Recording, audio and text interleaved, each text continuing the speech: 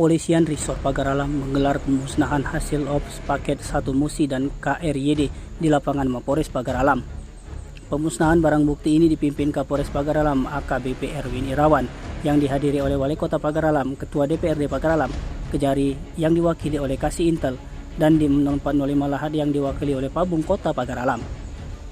Turut hadir KABPBD, Kasatpol PP, Kadinkes, diwakili Sekretaris, Kadis Hub, PUPR, Kadis Pariwisata, Kadis Perdagangan, KA SAR, dan Kepala Bandara.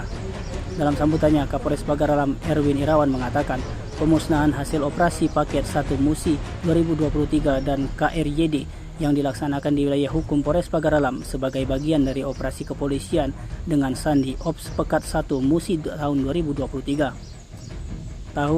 Tujuan dari Ops Pekat Musi 2023 untuk menciptakan suasana yang kondusif saat pelaksanaan ibadah puasa dan bulan suci Ramadan 1444 Hijriah.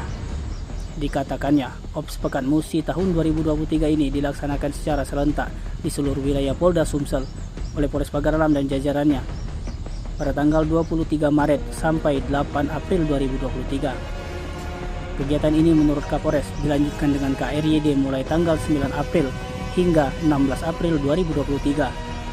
Sasaran dari operasi ini adalah penyalahgunaan senpi, sajam, premanisme, prostitusi, narkotika, judi, miras, dan street crime.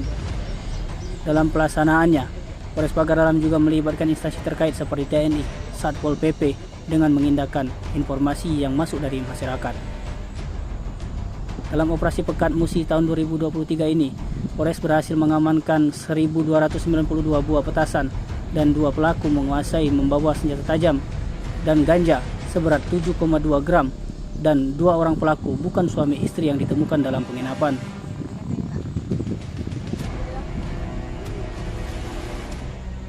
Usai menyampaikan sambutannya, kegiatan dilanjutkan dengan pemusnahan petasan dan miras secara simbolis oleh Kapolres Pagar Alam didampingi Wali Kota Pagar Alam dan Ketua DPRD Kota Pagar Alam.